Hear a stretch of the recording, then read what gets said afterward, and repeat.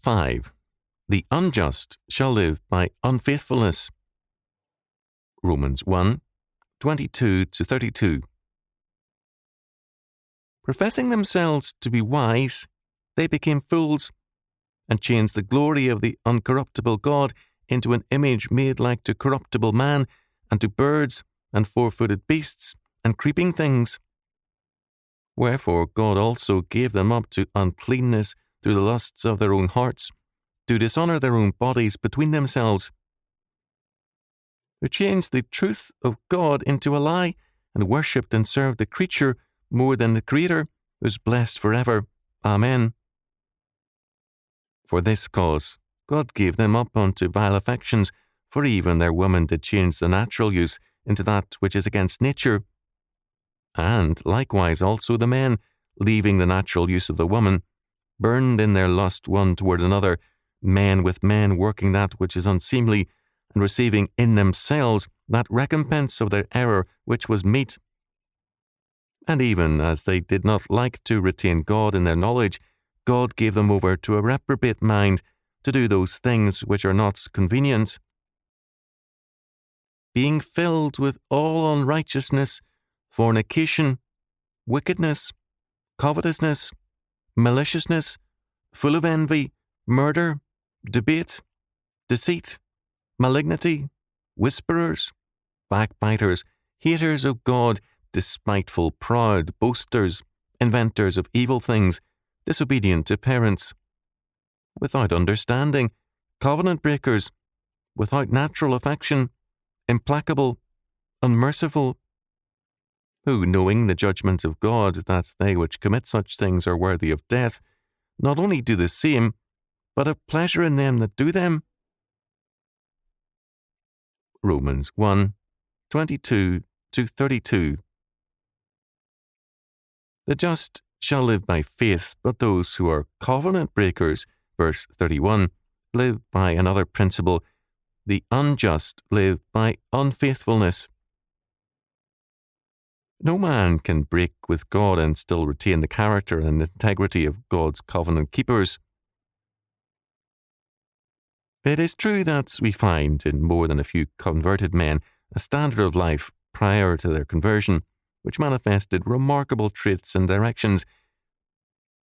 We must remember that in all such men God's prevenient grace, the grace which goes before and leads to conversion, is at work.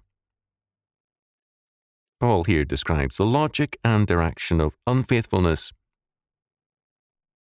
The ungodly do not simply reject God and then live a life of wholeness and morality apart from Him. The unjust, he declares, profess in their rejection of God to be wise, but in fact they become fools. Certain things then follow. God is an inescapable and necessary being. If He is rejected, God substitutes are created, man-made creatures and principles of ultimacy. These are often naturalistic facts. The heavenly bodies, birds, animals, and the like, all used to symbolize some divinized aspect or energy in the natural order. In becoming the God-maker, man becomes himself the source of ultimacy, the God behind the gods. In doing this, men profess or pretend to be wise, but they are fools. As a result, God gives men up to the logical conclusion of unfaithfulness.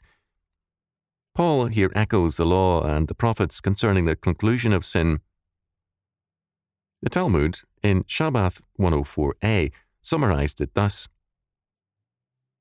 Every fulfillment of duty is rewarded by another, and every transgression is punished by another. Luther said, He who rejects the Creator needs must worship the creature.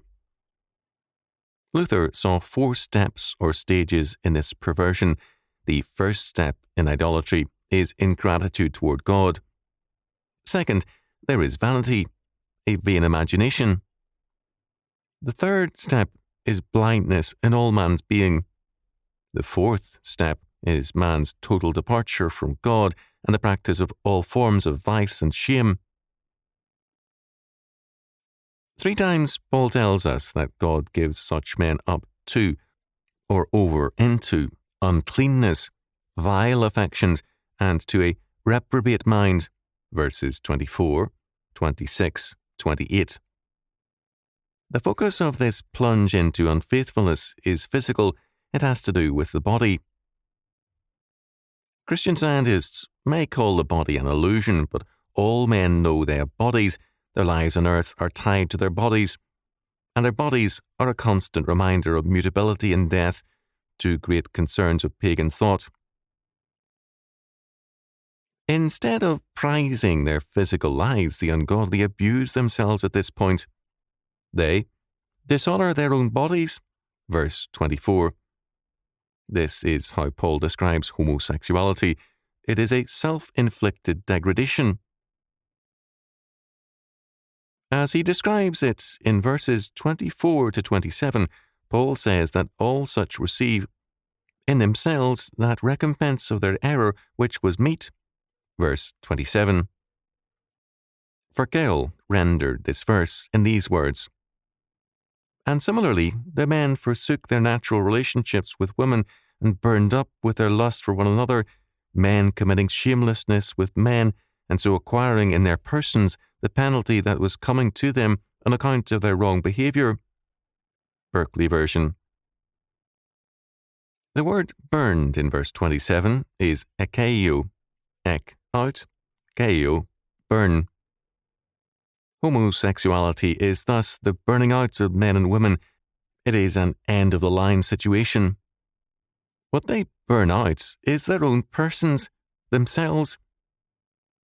They receive in their own persons recompense, anti-misthia, ante, in return, mistos, wages, or wages which are due. There is thus the wages of sin which Paul tells us in Romans 6:23 is death. This is a death which affects both the physical and spiritual being of a man or woman.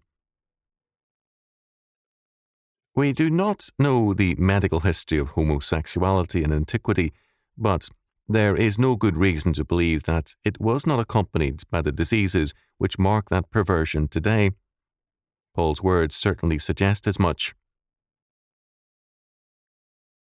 God gives the unfaithful, the covenant breakers, over to the logical devolutions of a reprobate mind. They do these things which are not convenient or fitting, katheko, for God's image bearers, but they do so because of their reprobate minds. A reprobate mind, adokaimos, is a mind that cannot stand the test. It is a moral failure. Paul then describes the marks of a reprobate or failed mind. A whisperer is a clandestine slanderer. Debate means quarrelling. Paul tells us that perversion in one area of our lives means perversion in all areas.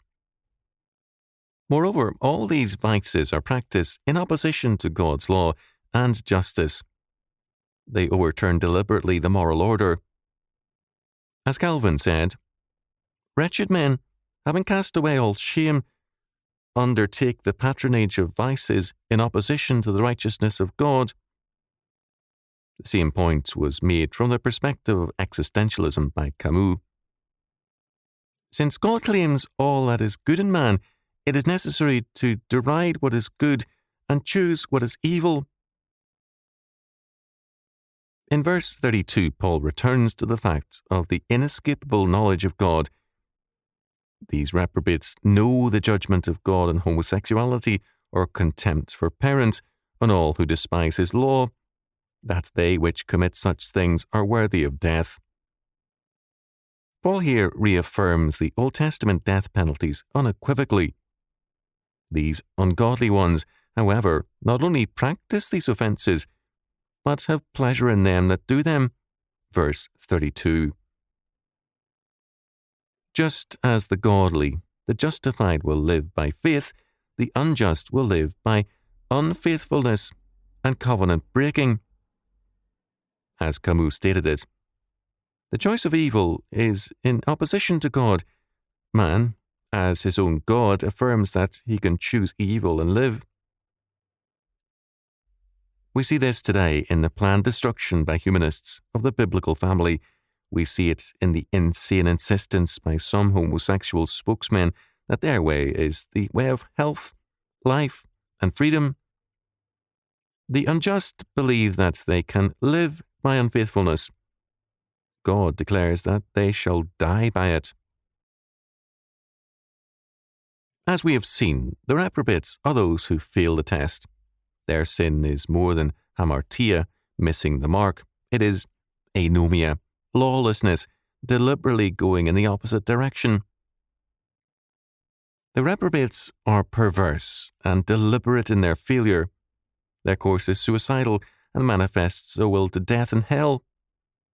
Theirs is not the sin of the man who moves ever closer to God, but stumbles at times on the path. Rather, they are anti-God and anti-law. Abortion, homosexuality, euthanasia, and like causes manifest a suicidal intent and a reprobate will. A reprobate culture will be suicidal in its personal and civic policies, both domestic and foreign. It is willfully perverse and determined to fail. Hence, its anti-family impetus, its homosexuality, its destruction of community and society, its maliciousness and more. Romans 1, 26-32. The dropout mentality of the 1960s and early 1970s courted reprobation because it was hostile to God's law and dedicated to the pursuit of suicidal courses, personally and legislatively.